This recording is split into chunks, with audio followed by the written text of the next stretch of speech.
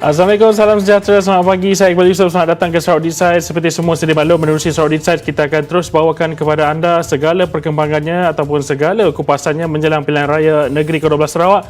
Dan selain itu, kita juga akan bawakan kepada topik-topik perbincangan mengenai pembangunan, pelancongan, pelaburan dan juga sebagainya. Untuk hari ini, fokus kita adalah merapatkan jurang pendapatan rakyat serta mewujudkan lebih banyak peluang pekerjaan. Dan untuk itu, untuk perbincangan kita pada pagi ini, saya disertai pensyarah kanan Jabatan Perniagaan dan Pengurusan Universiti Teknologi Sarawak UTS, Encik Rahmat Aidil Zubir. Apa khabar Encik Rahmat? Assalamualaikum. Waalaikumsalam, terima kasih. Kabar baik, Cik Iqbal, terima kasih. Ya. Alhamdulillah Encik Rahmat. Baik Encik Rahmat, jika dilihat dari aspirasi politik pembangunan Tun Pen Sri Abdul Taib Mahmud hinggalah ke Sarawak didahulukan era Datuk Peringgi Tan Sri Abang Johari Teropeng, senario sosiopolitik Sarawak rancak berkembang dengan komitmen dan dedikasi kepimpinan Kerajaan Gabungan Parti Sarawak GPS. Pelbagai usaha pembangunan berterusan telah dilaksanakan dan sehingga 2020 sahaja kerajaan diterajui GPS berjaya menyediakan sebanyak 1.3 juta peluang pekerjaan dalam pelbagai bidang dan juga sektor. Daripada jumlah itu, lebih 80,000 peluang pekerjaan diwujudkan setahun melalui pelaksanaan pelbagai program dan projek kerajaan. 50,000 lagi menerusi perkhidmatan dalam bidang digital, baik di bandar dan juga di luar bandar. Peluang ini tersedia khusus buat rakyat tempatan yang mampu menerima cabaran dalam bidang masing-masing. Bagi Encik Rahmat, bagaimana ekonomi digital mampu mewujudkan pekerjaan baru yang menjanjikan pendapatan tinggi? Encik Rahmat. Ya, terima kasih Encik Iqbal di atas soalan yang diberikan. Ya. Jadi, bagi menjawab soalan mengenai kewujudan pekerjaan baru dengan pendapatan tinggi melalui ekonomi digital tadi, ya, terlebih dahulu izinkan saya untuk memberi sedikit pandangan mengenai apakah yang dimaksudkan dengan ekonomi digital itu sendiri. Ya, seperti dinyatakan tadi oleh Encik Iqbal, ya, iaitu kerajaan negeri terutamanya ya, telah berusaha keras dalam memberikan kesedaran kepada masyarakat mengenai kepentingan digital ekonomi, dan saya rasa semua usaha tersebut telah pun membuahkan hasil yang mana semakin ramai yang semakin sedar betapa pentingnya digital ini, terutamanya melihat kepada keadaan yang disebabkan oleh pandemik, ya. Namun apa yang sukar untuk dicapai kini adalah untuk melatih dan memberikan kepahaman kepada masyarakat tentang aktiviti digital itu sendiri. Dan inilah cabaran sebenar yang kita hadapi sebenarnya. Kita kena fahamkan masyarakat bahawa ekonomi digital ini bukanlah hanya semata-mata merujuk kepada penciptaan teknologi yang baru, tetapi ia lebih kepada penggunaan teknologi yang sedia ada bagi dimanfaatkan semasa aktiviti ekonomi digital itu tadi dijalankan. Sebagai contoh, ya, terbaik seperti aplikasi Global SP yang kita pernah bincangkan sebelum ini. Ianya adalah sebuah aplikasi apps, dan penciptaan apps itu sendiri bukanlah sesuatu yang baru, ya, yang mana ianya telah wujud bersama-sama dengan kewujudan telefon pintar itu sendiri. Dan pada masa kini untuk mencipta apps juga adalah mudah, di mana bermacam software dan apps sendiri tersedia untuk sesiapa yang ingin menciptanya, bagi memudahkan kehidupan seharian, dan oleh itu secara otomatiknya ianya menggunakan aplikasi digital.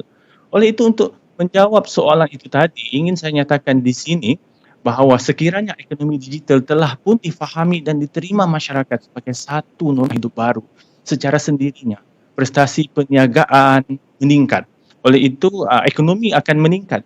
Ya, peluang pekerjaan akan tercipta, dan untuk mengaitkannya dengan pendapatan yang tinggi, bagi saya, maka seseorang itu memerlukan kebolehan di dalam bidang digital yang mana trend ini telah pun bermula dan dapat dilihat mana-mana pada ketika ini.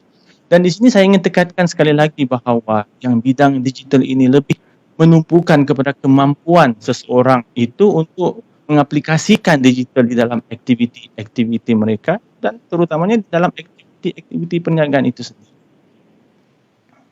Ya. Mungkin Encik Rahmat boleh juga kongsikan apakah cabarannya dalam menentukan bila kita bercakap mengenai gaji dan kemudian dapat diselaraskan dengan baik dalam pelbagai industri setelah wujudnya pekerjaan yang belum pernah ada sebelum ini, Encik Rahmat. Ya, betul. Terima kasih. Untuk menjawab soalan ini, saya ingin meminta izin untuk menyatakan satu trend yang semakin menjadi ketara pada ketika ini, iaitu trend yang mana memperlihatkan bahawa pengalaman, ya. Pengalaman bukan lagi satu kriteria yang penting di dalam menentukan gaji dan juga di dalam mencari pekerjaan, ya.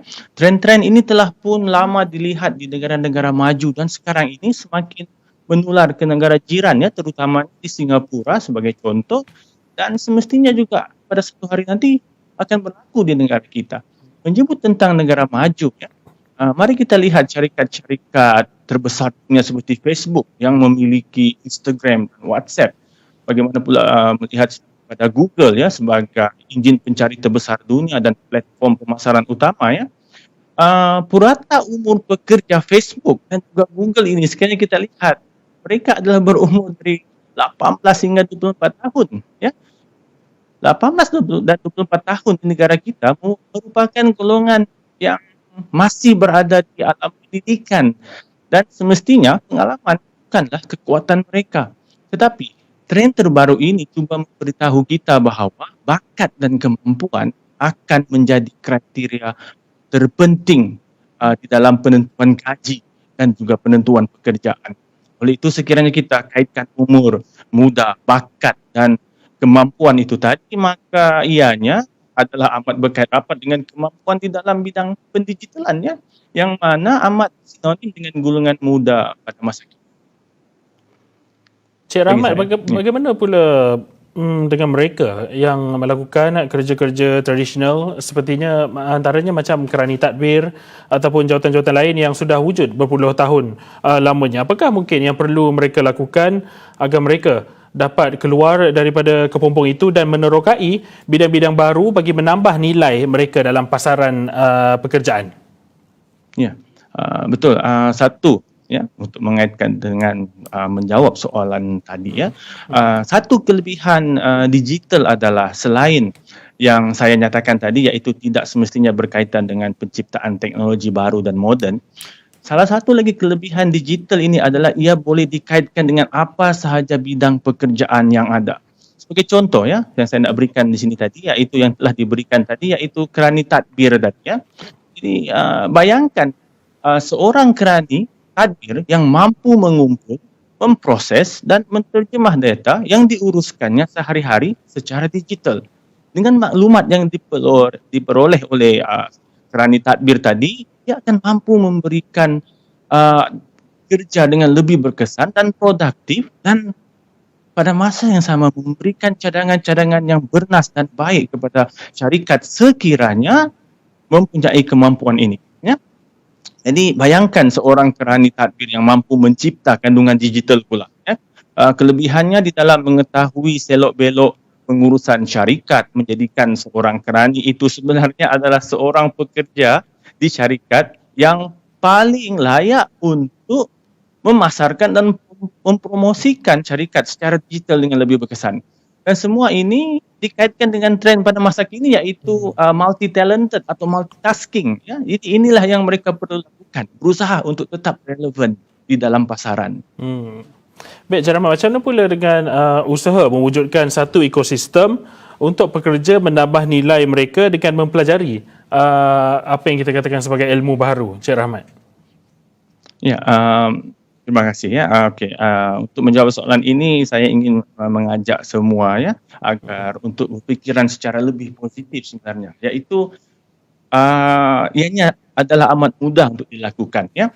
Iaitu dengan mewujudkan satu budaya, ya. Keyword dia di sini adalah budaya yang mahu menambahkan ilmu dan mahu mempelajari sesuatu yang baru yang bermanfaat kepada syarikat. Dan di dalam kes ini adalah ilmu digital itu sendiri, ya. Untuk itu dua pihak perlu memainkan peranan penting bagi terwujudnya budaya ini, iaitu satu, pihak syarikat itu sendiri yang perlu bersedia melabur lebih kepada pembangunan sumber manusia, of course daripada segi kemampuan digital itu tadi, dan pihak yang seterusnya adalah dari segi pendidikan. Budaya perlu dimulakan dari peringkat manusia menerima pendidikan awal. Budaya perlu dimulakan dari masa pembangunan sosial itu sendiri. Oleh itu, budaya digital itu seharusnya dipupuk sejak dari awal lagi.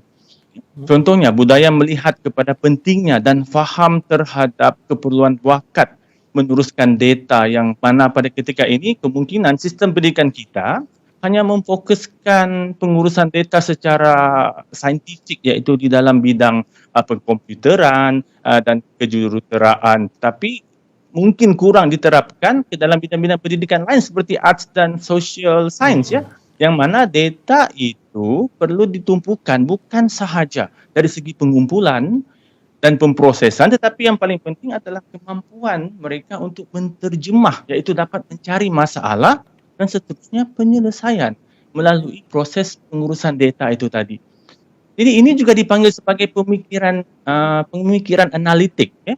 Satu cara pemikiran yang telah pun diterapkan di negara-negara Asia Timur, ya, seperti di China, Korea, ya, di Taiwan dan di Jepun, di mana generasi muda mereka telah pun diajarkan budaya pengurusan data, iaitu setiap tindakan yang dilakukan harus dikaitkan dengan bagaimana aktiviti itu nantinya dapat ditukarkan kepada data dan seterusnya memberikan manfaat kepada penyelesaian sesuatu masalah. Baik, itulah dia. Menarik sebenarnya perbincangan kita pada pagi ini, Encik Rahmat. Itulah dia betapanya penting sebenarnya penggunaan data itu sendiri. Dan kita akan menyentuh pula mengenai pendidikan, tapi sebelum itu kita akan berehat seketika dan Sarawak Decides akan kembali selepas ini.